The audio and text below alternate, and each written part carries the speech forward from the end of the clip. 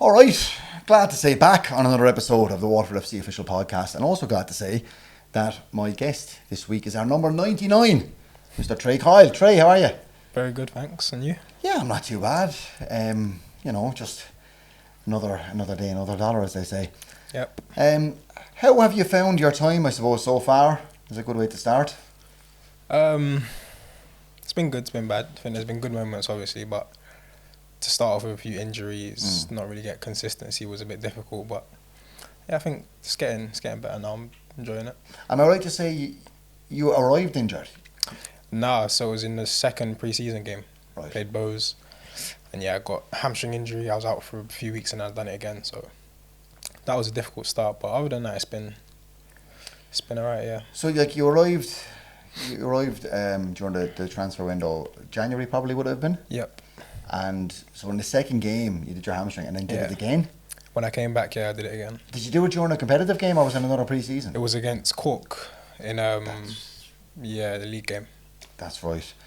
How frustrating is that? It's the I think for any player, it's the worst thing to get injuries. It's obviously you just want to get consistency, especially when you just join a new club as well. So it was definitely tough. But I think I've had injuries before. I think it gets easier as you get a bit more experience with it, and yeah, my body feels good now. So Well, look, we had your current teammate and your long-time teammate, Lynx, James Olayinka, yeah. on this podcast only just a few weeks ago. So we couldn't possibly talk to him without talking about you, and the vice versa is saying we can't talk to you without talking about him. Talk us through this, because this blows my mind. You know each other since you're 7 or 8? Yeah, so I joined Arsenal when I was 8 years old, and he was there at the time, I think. And then from 8 until would have been 19, when we both kind of went our separate ways. We was always played together. Our families are close, so it's now to be back playing with him it's obviously good. It's a bit strange, but it's good. So we'll come back to this in a minute, because honestly, I think the coincidence of this whole thing is crazy, right? But you're born in London. What part of London are you from originally? Camden. So I grew up in Camden. Yeah. What's that like?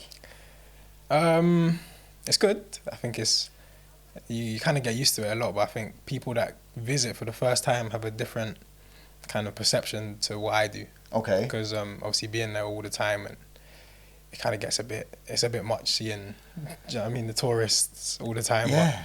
But it's a good place to live though. It's a historic place to live. Yeah, very. Like I like my music, that's where I come from, is originally started playing music when I was a teenager and stuff like that, and everything goes from there. But like I just watched a documentary. Yeah, it's like an 8-part documentary series. But no, it's a nice place to live. There's always something going on. It's a good, it's got a proper community feel, so it's nice. And just like, we'll get to football in a minute, but like when you're growing up in Camden, are you aware of the hustle and bustle and the historic nature of where you're from, or is it just where you're from? Not really, yeah. Growing up, it wasn't really. I think now when I do go back and I see like kind of the way other people see it, it's got a different feel to it. But growing up, it was just what I knew. So just Amy Winehouse hanging around. Yeah, literally. Yeah, that's it. That's Camden. So when does it look like you're going to become a footballer? Because a lot of the lads I'm talking to, like I spoke to Jordan Rossiter on this podcast, and he said, "Oh yeah, I was 5." And a scout saw me. Yeah. Like, so you met Lynx when you were 8, so you must have been kind of getting on the track from an early age. Yeah, to be fair, when it was all I knew, kind of football, so I never had a time where I could say I felt like it was at this moment when I thought I could do something. It was just, I was playing football since I was 4 or 5, and I got picked up at around 8, and then from then it was just. So were you the kind of kid then where you're 4 or 5, someone puts a ball at your feet, you just start and then that's it? Yeah. Was there other sports, athletics, running, track, anything like that? It was just football. Just football. I think all my family members would have a different story of like, they would all try and claim they was the first ones to bring me to the park and this and that, but from as early as I can remember, it was just football. At school, my family, friends, Well, look, London is as big a central hub for football as you can probably get. The amount of teams per capita is even crazy. In the Premier League alone. Yeah, it's crazy. Were Arsenal always your team? Always. All my family are Arsenal. And yeah, it's all I know. Yeah, Arsenal. yeah. So, I'm just like, how old are you now? 24. 24. Yeah. So, when you were growing up, it's just kind of probably coming to the end of that Invincibles era. Yeah. So, what's your earliest Arsenal memory? Had some tough ones. I think when I started to really watch football is when it was kind of on a bit of a decline. Okay. But I'd say like the early Champions League runs. I remember the first game I ever went to was Sunderland at the Emirates, which was a good game. And yeah, I think it was kind of like the end of Henri's era. I was going to say, would you be even old enough to remember that final against Barcelona that Henri played in? I do. I was young, but I remember my dad made a big thing of it, and I remember the run up to the final as well. So that would probably be my earliest memory. Yeah. So would it be fair to say that Thierry Henry would be your first 100%, football idol? 100%. He was probably kind of one of the main reasons why I started to love football the way I did. I would always play it, but I think he was the person I looked up to and just loved from young. When you're kicking ball in the park, he's the one who you're pretending to be as you're banging the ball into the goal. 100%. He's I think any sort of football fan that saw football in that era would be the same. Probably, no matter who you support. Now, 100%. he's a little bit of a controversial figure in Ireland. I don't know if you know I could imagine. I could imagine. Okay. Maybe we won't get into it too much, okay, we won't get into that. Just because it might be sensitive, and also he's maybe one of your idols. So we'll leave that there. Yeah, that's fine. So, was there ever any other teams on the table as a schoolboy for you to sign with? I think when you're young in England, I think everyone's got a similar story of like Chelsea and Tottenham. And I remember I went to a tournament just before I signed for Arsenal, and I was pretty much most of the London clubs was asked me if I wanted to go down, but and I was at Charlton before. You were at Charlton? So that's actually where I started, yeah. And then when I could actually sign, it was Arsenal. I think you have to be 8, is that right, to sign? Or? It was 9 in London, in England, yeah. So I was at Charlton from 8, and then when I turned 9, I went to Arsenal. And I don't know if you can even remember, because I certainly can't remember being 8, but when you're at Charlton at that age, are you kind of going, well, I just want to go to Arsenal because I support Arsenal? Yeah, pretty much. I think. And you're just waiting? My parents was more, they was leaning towards staying at Charlton, just being a kid, enjoying your football. I had a lot of friends there as well, and they would have probably preferred I stayed. But I think when you're a kid and you support Arsenal and you hear about that, they didn't take a lot of persuading for them just to, let me do what I wanted to do. So must have been, I said this to Links when he was on the podcast as well, but to get your football education in the Arsenal Academy, it's must have just been incredible. Yeah, it's amazing, like the facilities, the people, the coaches, players. It's like now when you're older, you kind of look back and you can appreciate more the opportunities and experiences you had, and you can see how it would have affected me to this day, and the way I see football, and I think it's definitely an amazing part of my football career. Have you always been an attack-minded player? I know some players start out as a striker and all of a sudden they're left back. Have you always been that kind of attack-minded player? Yeah, I probably started up right at the top and then kind of filtered a little bit back. So I was always a striker growing up, and then probably around 13, 14, I played number 10 and on the wings and stuff, and that's pretty much where I've ended up. So yeah. We'll come back to this moment of your time, but just when you mentioned number 10, you're number 99 for us. Yeah. Is that something, I'm not really aware, have you worn 99 elsewhere before? Yeah, when I was in Switzerland before, it was the first time I wore it, and it's just, yes. How did you decide that was going to be your number, or did they decide? No, when I first went there wasn't a lot of numbers that I would want to wear, and then I thought, I like R9. I remember he wore 99 at AC Milan. Yeah. It's just the highest number. I think it's a bit unique, so. It certainly is. Yeah, so yeah. Like, I even think when in League of Ireland, the nature of it, I suppose, is there's a lot of comings and goings. Yeah. There's a lot of new players and stuff like that. And I think you made a splash to the fan base and to us, I suppose, internally, who hadn't known you yet. Yeah. Because you go, okay, this guy's wearing 99. It's a bit, yeah. It wasn't intentional, but yeah, I'll take it if it's going to help me stand out a bit. What's your first impressions of Waterford when you arrive? It's good. I think it was pretty much what I expected. I spoke to James a bit before I came. Okay. He'd been here already? Yeah, he was here a few weeks before I came. And nice city, the clubs run well, facilities are good, so yeah, it was pretty much.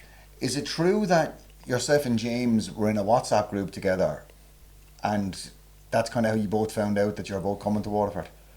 Not WhatsApp. I think Or was there a dinner or something like that? He said. No, it was. I knew he signed before I came, but I messaged him, and yeah, we were just speaking on social media. I said that, I might be coming, and he kind of gave me a little push to come, and then yeah, it was pretty. But we do speak a lot, so it wasn't that out of the ordinary that I would message him. So do you remember the first time you met him then, when you're both kids? I've got early memories of him, but the first memory will be tough. I think I remember he was. We had quite a big group when we was probably like 30 kids, but me, James, a few others, we was always pretty close from the start, and then we stayed close for. It would have been about 15 years, I want to say. Wow. Yeah, so. When you're a schoolboy that young at your boyhood club that you're supporting, like what does it look like day in, day out? Do you go to school in London and then join up with Arsenal in the evening? Do Arsenal provide you with your school? How does that work? I think it changes over the years, but from probably 9 till I want to say 13, especially we go to school in the mornings, we train 3 or 4 times a week, 6 to 8 o'clock, and then just normal. Then as you get a bit older, I think when I was 14, you start to miss a little bit of school, and you'll have a day where you go in and you just train. And then from 17 when you leave school, you're just full time. What's those underage tournaments that you're playing in, under like 15, 16, 17? You're coming up against other players within, I suppose, the London mix and all that kind of stuff. Do you remember any players standing out? Any players that we might know now that you're kind of like, that were talked about, or maybe weren't talked about at the time but then ended up going on? To be fair, there's so many. I'd say around my age group, I'll say the ones from Arsenal. We've got James, obviously, Tyrese John-Jules, Bukayo Saka, who's obviously gone on to do amazing. Flo Balogun is playing in France. So there was a lot of people around my age group that have gone on to do good things, and other players I'm sure will go on to I think James said that Saka was a year under him. Yeah. Would he been a year under you as well, or would you be the same age? He was like a school year under us. School year under you, okay. Yeah, no, because one of the things I asked James as well, and I think it's a really nice insight to have, is, you see a mate of yours getting to that level that's kind of 1 in a million almost. Yeah. And he's playing for England. He had that, that bit of trouble. He missed the penalty and he's getting a bit of grief. Do you kind of go like, how's he handling that? What way do you feel around stuff like that? I think with football, it's difficult. It's like, because obviously we know the characters. I knew it wouldn't affect him. He wouldn't be someone that's necessarily gonna go into a show, and he's a big personality. So I knew it would be fine. But it is hard to see someone that getting like that level of abuse. But like I said, I knew it wouldn't affect him too much. Because I think social media has been so great in so many respects. I mean, listen, we wouldn't be doing this podcast without social media. Like, we wouldn't be able to provide the content that we're providing as a club. But I think it goes unsaid a lot. Yeah. How toxic it can be, whether you're involved in, like myself, maybe you're in comedy, you're in acting, you're whatever, but football as well. Like, I think people see football as like masculine, but it must be tough sometimes.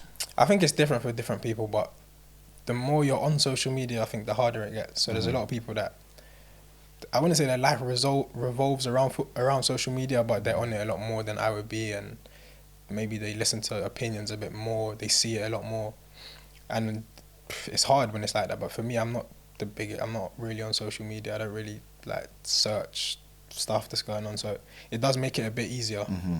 But I think especially in this day and age of the younger generation, it must be really difficult to see. Obviously, you're always in the public eye, and it must be tough. Yeah, no, it's we had Kevin Burns on the podcast in the first couple of episodes that we did. Of course, he's the kit man and ex-goalkeeper for the club and goalkeeping coach for the women's team. And something that I never thought would come up with him was, he said that when he was playing, this is probably pre-social media, but there was message boards and stuff like that, and he would Google his name after to read. I know there's a lot of players that would do that because it's only natural, like if you've had a good game, you want to hear that you've had a good game. If you've had a bad game, you might want a bit of uplifting. But I feel like it's a dangerous kind of game to get into when you're kind of looking for validation in other people's opinions. It gets it definitely does get tough. So is that a choice that you make then to not get involved in social media, or is it just a matter of you don't really care about that kind of thing? I think it's both. It is definitely a choice, but I'm not the biggest on social media anyways. And I think I'm not the most overly concerned about, like, I know when I've had a good game, I know when I've had a bad game. I don't really need, and I've got a lot of good people around me as well, so I don't really need to search and find out what's been said, and it's not. I have to say, I love that attitude, because I think it's the only way you're ever going to really move forward in this day and age. 100%. I think I've had my own things about, I wonder what that's been said. I've just done this thing. I wonder what people are saying. Yeah. And it's you. I don't think you can become the best version of yourself in whatever role you're in. 100%. Yeah. But what I was going to say was, like, do you think maybe, or let me phrase it a different way. Sports psychology is a huge thing now. Yeah. Stevie McMullen spoke about he's a great belief in it and has worked with people at Fleetwood. When you're coming up in Arsenal as an underage player, is that something you learned there? Do they focus on that there? They have psychologists that definitely help, but I think it's something that needs to be looked at in football, because I'm fortunate in just the way I am. I'm not too I don't take a lot of stuff to heart. Yeah. But that's not the same for everyone, and I know a lot of people have gone through difficult situations where they might be hearing the wrong stuff about themselves, and it definitely affects them in not just football but their personal life. So there is help at Arsenal, but I think in bigger clubs, and in every club in fact, I think it should be looked at a lot more. And just even to forget about the social media part of it, do they focus on a bit, like, 'cause I mean, listen, Arsenal, one of the biggest clubs in the world. Yeah. There's so many kids, young players, teenagers, young men coming through the doors there, in out. Is that something that they focus on with you? Is there, or is it an option? Like, do they start going, well, maybe let's get your head into, I remember when I was there, I'm not sure how they do it now, but when I was there, they did have a psychologist that was good and was always there if not even if you had to kind of speak to her, and she would make sure everything's okay. But I still think there's only so much she per se could do for you. She can't force you to do certain things. She can obviously help you and kind of steer you in the right direction, but I think it's still, whatever someone says to you, you're going to want to see what other people say and stuff, and that could be a slippery slope. Something I've seen from a lot of or heard from a lot of the players I've spoken about that started, especially cross-channel, is the importance of loan moves in football. 100%. And the importance of getting experience in men's football, which is a phrase that as fans we don't hear, but players certainly do. You moved to Gillingham on loan. Yeah. What was that experience like? That was tough. That was the first professional, like my first introduction to professional football, and everything was different to what I knew. The style of football, the manager that was there, the league, the players. It was something that I look back at now, and I can appreciate how much it taught me at the time, but being there at the moment, it was tough. You were quite young when you went there. Were you about 17? No, I think I was about 18. Right. 18, just turning 19. And yeah, it was, obviously you go from playing youth football, which is, it's not real football. It's just, it's like kids against kids essentially. But when you go over there and everyone's playing for 3 points and you don't play well, you're playing for their livelihoods. It's a completely different sport, and it's not the same at all. So I think it's different for everyone, but I would advise as much the young players that are breaking through, if you can go and get men's experience as early as you can, it won't harm you. Yeah, I mean, the physicality alone must be just completely different. Fellas bouncing off you, going into tackles, that kind of thing. Yeah. Something that was mentioned as well was the difference in when you start dropping down the leagues a little bit, League 1, League 2, even National League level in the UK, the physicality of the game, but also for a player like yourself who's creative, wants to get on the ball. It's not easy. It's a lot of long ball. It's a lot of, is that true? I feel like it's I've heard it said before, and you have to kind of experience it to believe it. But I think the lower you go down, certain players find it easier and certain players find it harder. Like, for example, there was players that could play maybe in the National League, that if you put them in a championship game, it might be easier for them. And then for players that are coming out of academies that have been taught to play a certain way for their whole life, it's difficult to then completely change. But I think it's something you need to learn, because, like I said, academy football is not really real. Yeah. There's maybe a handful of teams in the world that play the same way Arsenal under 23s play. Well, that's very interesting because from what I know, what little bit I know about top teams like that, whatever way, let's for example, we speak about today, whatever way Mikel Arteta wants his team to play, the under 15s are playing that way. Yeah. So is that a big culture shock when you arrive at Gillingham and all of a sudden you're not playing that way? Yeah, 100%. Because as an Arsenal academy player, you're taught everything's on the floor. You're playing not football the right way, but the way you've been taught to play. Mm-hmm. As soon as I went there, we're not playing on the floor. We're going long, and you've got to run off second balls and playing football for as long as I have now. You understand that most teams play that way. It's not anything new, but if you're coming out of an academy system and you only know the other way, it's a complete culture shock. Yeah. How does that end at Gillingham then? I think you got recalled. I went back in January and just played with the under 23s for the end of the season. Was there anything that went wrong there for you at Gillingham, or was it just didn't work. I scored a few goals in the games I did play, but it just didn't really work, to be fair. It's not what they wanted for you down there. So talk about the move to Switzerland then, because I mean the move from Arsenal to Gillingham is one thing, but then London to Luzerne. It's crazy, yeah. I think at the time, I just wanted to play men's football, and I think the experience I had in League One was kind of, it didn't push me away from England, but I felt like my game would have been better suited to a different league and to try something new, and it happened pretty quick. Like I got offered the opportunity to go over there and just pretty much. Is that something that comes through an agent? Yes, my agent at the time was, he knew the president of the club, and the president knew me from when I was quite young, so he said if he's available we'd want him, and then I went there and it was good. It was good, yeah. And I think it's probably fair to say that football, to me at least, seems like a lot of football is done through relationships. Yeah, 100%. So like there you go, like someone in Switzerland knows you and gets you over there. Yeah. Like I suppose culture shock then, like off the field, moving from Camden over to the middle of Switzerland. What does that even feel like when you land there? It's a completely different. Everything's completely different. I think the language for starters is they speak French and German, and so I had to learn French, and there was just a lot of the things they do over there is just completely different to England. It's the first time I was living alone as well, so it was good. There's obviously difficult times when you're away from your family and stuff like that, but all in all, it was a good experience. Well, this is kind of what I'm getting to with asking about, you know, the sports psychology around growing up at Arsenal and all that, like, and they must prepare you for stuff like this, that you land in Switzerland, I'm assuming you don't know anyone over there, it's a different language, you're learning French. When you moved there, was it like here where you're going in with a couple of lads that you're going to get to know, or were you living alone over there? Yeah, so there I lived alone. It was, I had one of my not my teammates, but there was another English boy that I knew from before, so we was pretty much went at the same time, which made it a bit easier.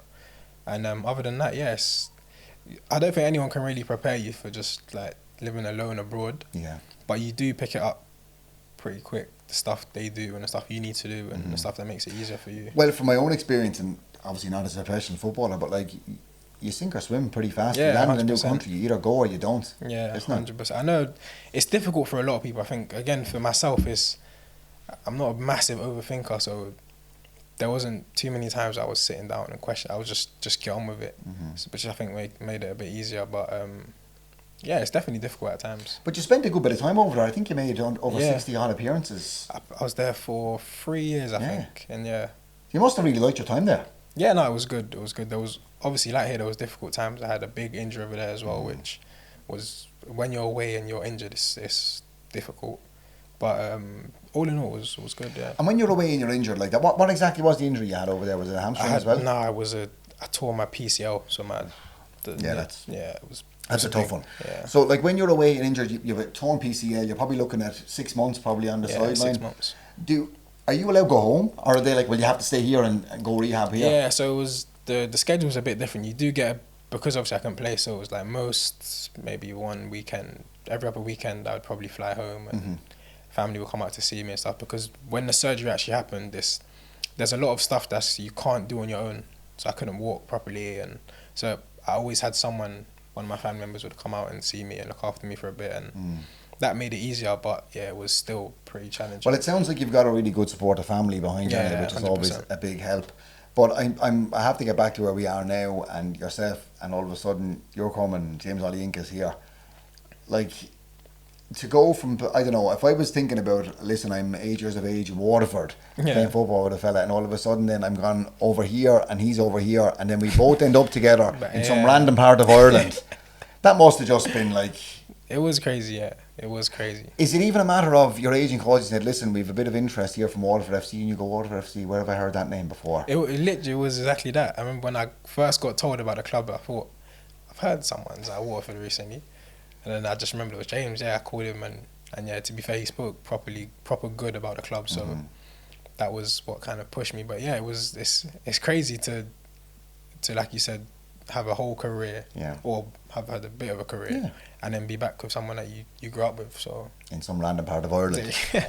We know what he's like as a teammate. What's he like as a housemate? He's tough. Yeah, he's tough to deal with. He's always complaining. But no, honestly, he's not too bad. He has his days where I just want to throw him out, but he's not too bad, yeah. But look, it was a frustrating start for you.